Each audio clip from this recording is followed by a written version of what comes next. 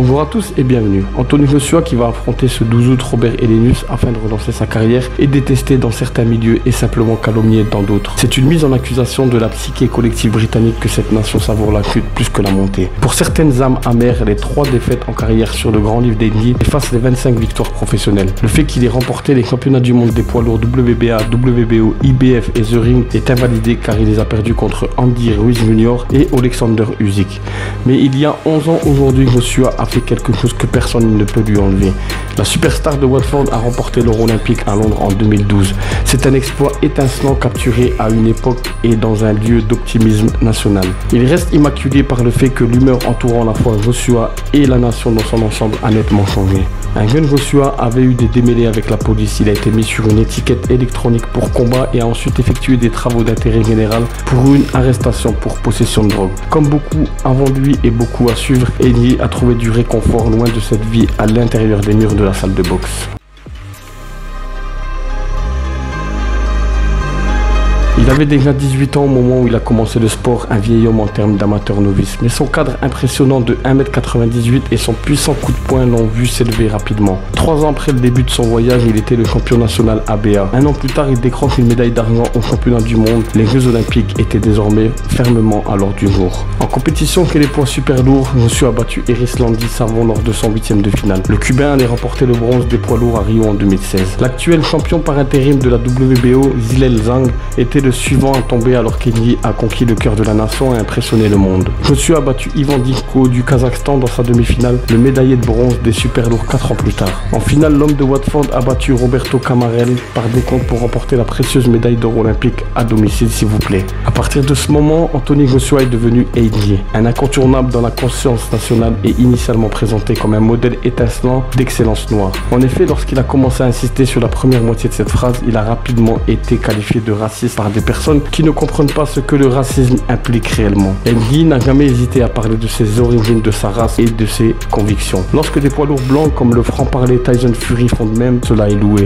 Henry bénéficie rarement de la même patience ou des mêmes éloges pour ses paroles, même si elles sont souvent plus mesurées. Mais avant d'être un paria, il était une icône nationale. L'esprit de 2012 a propulsé un grand nombre de carrières sportives dans ce pays et celle de Joshua était sans doute à l'avant-garde. Alors que les Jeux Olympiques sont le summum dans de nombreuses disciplines, la boxe offre d'autres richesses dans les rangs professionnels. Et Henry s'y est pris comme un canard dans l'eau. Le puncher de Watford a commencé à 15-0, éliminant tous les adversaires en cours de route. Bien qu'il y ait toujours des plaintes concernant le fait que les stars olympiques soient appareillés en douceur après s'être retournés. Il y avait encore de beaux noms sur le grand livre d'Henry. Kevin Johnson était un ancien challenger pour le titre mondial, tout comme Matt Skelton. Michael Sprout avait été très performant au niveau national et européen dans sa jeunesse. Dylan White était le choix du peloton, avec Henry assommant son ancien conquérant amateur au 7e. Cette victoire a valu à notre homme le titre britannique et la mise sur la bonne voie pour un titre mondial. Le champion IBF des poids lourds, Charles Martin, n'a jamais eu la moindre chance. Henry est devenu le nouveau roi via un chaos brutal au 2e round. Le couronnement était complet et il semblait qu'il n'y ait pas de retour en arrière pour l'équipe à Joshua. Dominique Breazeale et Eric Molina ont été terminés pour les défenses de titre avant que le vrai super fight de la carrière de Joshua ne soit sur nous. Vladimir Klitschko, le grand détenteur de la couronne des poids lourds depuis une décennie, est revenu sur le ring après 2 ans d'absence depuis sa défaite en 2015 contre Tyson Fury. Le combat qui avait le titre WBA vacant en jeu aux côtés de la ceinture IBF allait tout changer pour Henry. Klitschko avait Joshua sur le pont pour la première fois de sa carrière, ayant lui-même été renversé au 5e round. Il semblait que Dr Stillhammer allait terminer les choses au 6e, mais Henry s'est levé,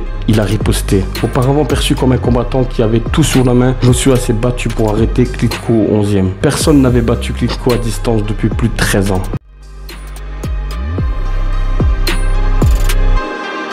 En réalité, c'était la dernière apparition du Joshua auquel nous étions habitués.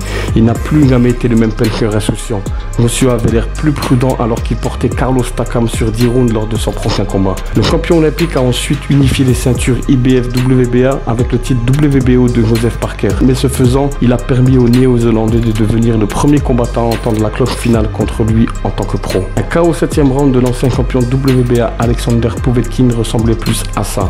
Mais bientôt la catastrophe frappa. Andy Ruiz Jr., un remplaçant de Jarrett Miller après que Big Baby ait échoué à 3 tests de dépistage de drogue, a assommé Joshua en 7 rounds. C'était une performance désorganisée et désordonnée d'Aidnier. L'instinct guerrier qu'il avait utilisé pour battre Klitschko était perdu. Une décision apprivoisée mais professionnelle dans un match revanche a restauré les ceintures de Joshua mais pas sa fierté. Un TKO plus net au 9e round sur Cobra Pulev semblait pouvoir restaurer la foi. Mais Alexander Usyk, l'ancien roi des lourds légers, a prouvé sur 2 combats et 24 rounds unilatéraux qu'Aidnier n'avait aucune réponse lors de leur combat à Londres et à Jeddah. Ce dernier a vu Joshua se lancer dans une étrange diatribe après le combat qui a encore érodé son statut. Pour les indécis, la vue de Joshua mettant les ceintures nouvellement gagnées d'Usyk hors du ring comme un méchant furieux de la WWE était la goutte d'eau qui a fait déborder le vase. Il avait tué le héros national de 2012 de façon maussade. Une victoire par décision en avril sur Jermaine Franklin n'a pas remis le train de Joshua sur les rails. Peu importe à quel point il frappe Robert Helenius le 12 août, cette victoire inévitable ne le sera pas non plus. Mais l'anniversaire de son plus grand triomphe mérite réflexion. Joshua a été évité pour un comportement dont nous nous émerveillons souvent quand il vient d'autres combattants. Les garçons seront des garçons, à moins que ce ne soit ce garçon. Les raisons nécessitent une analyse sociopolitique approfondie au-delà de ce script de boxe fatigué. Mais il est difficile d'imaginer qu'un autre pays évite un homme qui a mis une médaille d'or olympique et les titres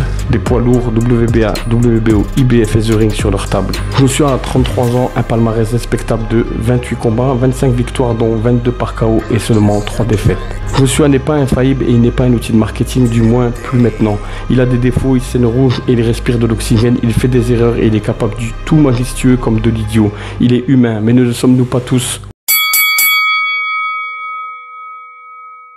Merci à tous d'avoir suivi la vidéo. Comme d'habitude, si la vidéo vous plaît, pour le référencement, je vais vous demander le petit pouce bleu, le commentaire qui va avec et l'abonnement si ce n'est pas déjà fait. On se retrouve très vite pour une nouvelle vidéo. Prenez soin de vous, de vos proches et vive la boxe.